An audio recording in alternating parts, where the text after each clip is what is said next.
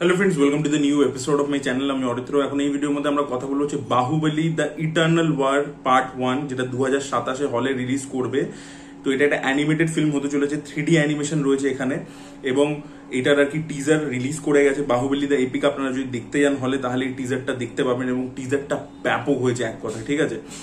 1 minute 40 second মতো run time হয়েছে টিজারটা, এবং টিজারটা অসাধারণ হয়েছে কনসেপ্ট লেভেলে, স্টোরি লেভেলে এবং অ্যানিমেশন লেভেলে। যদি বলি তাহলে রাজামৌলি অলরেডি একটা যে ইন্টারভিউ তারা করেছিল সেখানে তিনি বলেছেন যে আর্কেন বলে যে কাজটা হয়েছে তার পিছনে যে স্টুডিওসটা ছিল, তো সেরকম হলিউড স্টুডিওসদেরকে রোপিন করা হয়েছে। 120 কোটি টাকা বাজেট, তো ভিজুয়ালস দুর্দান্ত হবে, এবং আপনি বুঝতে পারবেন যে এখন অব্দি ইন্ডিয়াতে এই লেভেলে অ্যানিমেশন হয়নি। তো সেই লেভেলে অ্যানিমেশন কিন্তু এখানে আমরা দেখতে পাই, অসাধারণ ভিজুয়ালস। তো অ্যানিমেশন কোয়ালিটি টপ নচ ছিল, আপনারা অবশ্যই এটা চেক আউট করে দেখুন, দারুণ লাগবে আপনাদের অ্যানিমেশন কোয়ালিটিটা। তো এটা গেল হচ্ছে ভিজুয়ালসের দিক থেকে। এবার গল্পটা কি হতে চলেছে, ইটার্নাল কথার অর্থ কি, Baahubali the eternal war. Eternal war কথার অর্থ কি, যে পারপেচুয়াল ওয়ার, মানে নেভার এন্ডিং, যেটা হয়েই যাচ্ছে যুগ যুগ ধরে।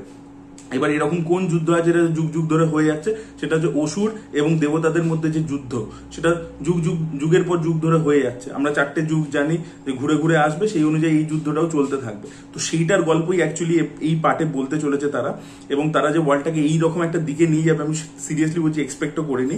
তো এখানে যেটা আমরা দেখতে পাচ্ছি এই টিজারটার মধ্যে, যে অমরেন্দ্র বাহুবলী কাটাপ্পার হাতে মারা গেল, এবং তারপরে তার আফটার লাইফে তার সোলটা তার বডি ছেড়ে চলে গেল হচ্ছে হেভেনে আর কি। বাহুবলীর সোলটা, অমরেন্দ্র বাহুবলীর সোলটা পরলোকে চলে গেল আর কি।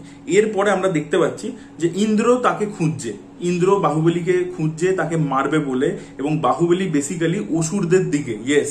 এবং আপনারা প্রত্যেকেই জানেন রাজামৌলি চিরকাল তার ইন্টারভিউ যদি আপনারা দেখে আসেন, রাজামৌলি সবসময় ভাবে যে যেটা জেনারেলি হয়েছে তার আমি উল্টোটা কিছু করব।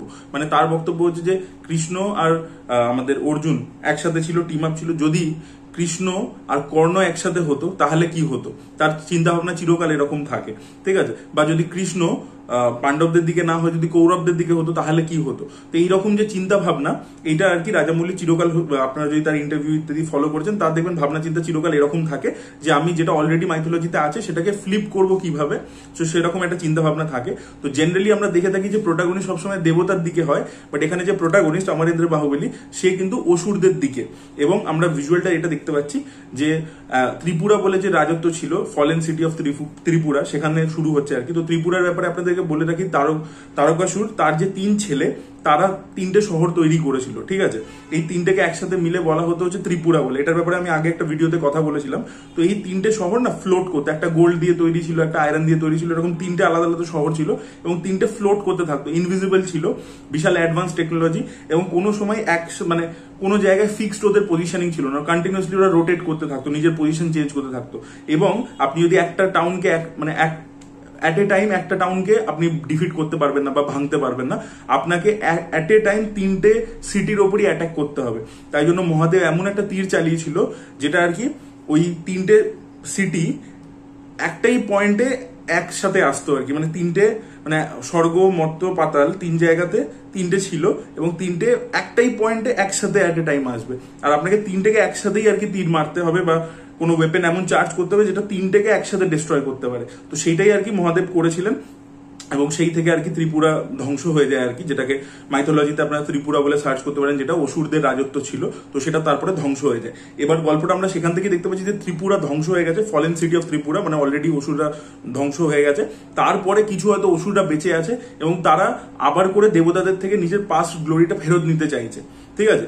এবার বাহুবলীকে আমরা দেখতে পাচ্ছি, প্রভাসের ক্যারেক্টারটাকে, সে একটা বিশাল বড় শিবলিঙ্গ সামনে নৃত্য করছে, দেবকে প্রসন্ন করার জন্য। রাবণ যেরকম তানপুরা বাজাতো, তো সেম ভাবে আর কি নৃত্য হয় আর কি, যেগুলো শিবা নৃত্য আমরা বলি, তো সেই নৃত্য করছে আর কি। এবং অন্যদিকে আমরা দেখতে পাচ্ছি এই যে ইন্দ্র খুঁজতে এসছে বাহুবলীকে, তো ইন্দ্রর সাথে অসুরের লড়াই হচ্ছে, এবং সেখানে যে অসুর রয়েছে সে ইন্দ্রকে ভাই বলে বলছে, যে ব্রাদার ইন্দ্র, ঠিক আছে, বাহুবলীর কাছে পৌঁছানোর আগে তোমাকে আমার সাথে লড়তে হবে। এবার কেন ইন্দ্রকে, মানে একটা অসুর একটা দেবতাকে ভাই বলছে কেন ইন্দ্রকে, সেটা লজিকটা আপনাদেরকে বলে দিই।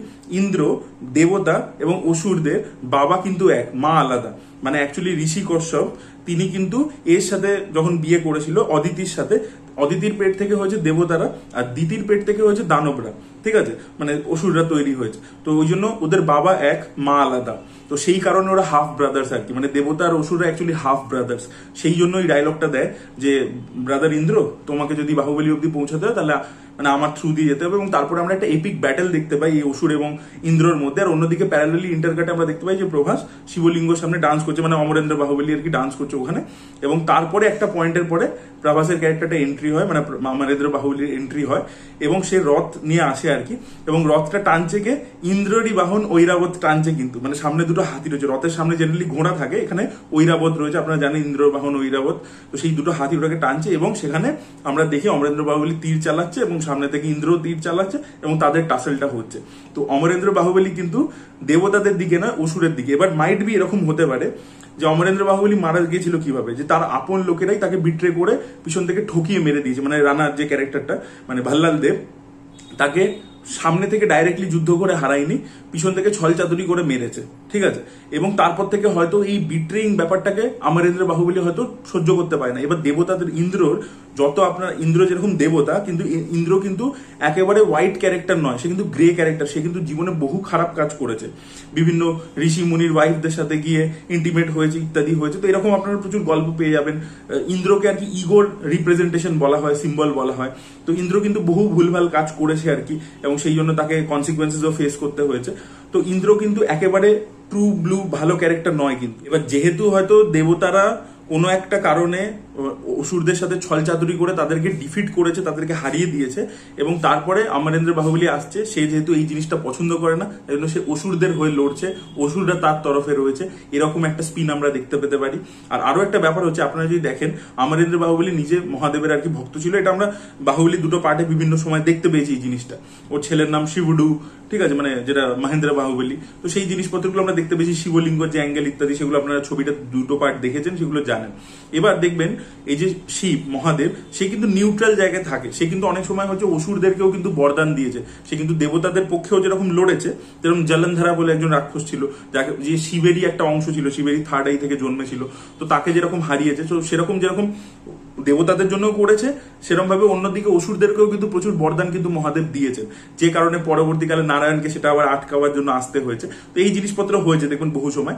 তো এবার যেহেতু এই প্রভাসের ক্যারেক্টারটা, মানে অমরেন্দ্র বাহুবলীর যে ক্যারেক্টারটা, সে কিন্তু মহাদেবের ভক্ত। তো তার কিন্তু অ্যাপ্রোচটা এরকম যে আমি একটা নিউট্রাল পজিশনে, এবং যেদিকে মানে সত্যটা থাকবে আমি সেই দিকে থাকবো, তাতে যদি আমাকে দেবতার বিরুদ্ধে লড়তেও হয় আমি রাজি আছি আর কি। তো সেরকমই একটা অ্যাপ্রোচ আর কি, একটা মহাদেবের মতো আর কি একটা পার্সপেক্টিভ আর কি ক্যারেক্টারটা রয়েছে। এবং সেই জন্য অসুরদের হয়ে দেবতাদের সাথে লড়ছে এবং ইন্দ্রর সাথে, দেবরাজ ইন্দ্রর সাথে লড়াই করছে। এবং যেহেতু ইটার্নাল ওয়ার, এই গল্পটা কিন্তু চলতে থাকতে পারে। যেহেতু ইটার্নাল মানে কি, পারপেচুয়ালি চলছে, এবং এই অসুর এবং দেবতাদের বিভিন্ন লড়াই, বিভিন্ন গল্প আপনি পেয়ে যাবেন। বা সেই প্রত্যেকটা গল্পকে আপনি নিজের মতো করে ফিকশনালাইজ করে সেখানে এই অমরেন্দ্র বাহুবলী ক্যারেক্টারটাকে প্লেস করে আপনি একটা নতুন গল্প তৈরি করতে পারেন। তো সেই স্কোপটা রয়েছে। খুব ইন্টারেস্টিং কনসেপ্ট, জিনিসপত্রগুলো যেগুলো দেখতে পাচ্ছি খুব ভালো। তো রিল লুকিং ফরওয়ার্ড, এবং ভিজুয়ালস যেটা আগে বললাম খুব ভালো, মিউজিকও দারুণ। ঈশান শুক্লা বলে একজন রয়েছেন, তিনি কাজ করছেন, যিনি স্টার ওয়ার্সে আগে কাজ করছেন, তিনি এটা ডিরেক্ট করছেন এবং লিখছেন হচ্ছে দেব কাট্টা। মিউজিক কিরবানিরই থাকবে।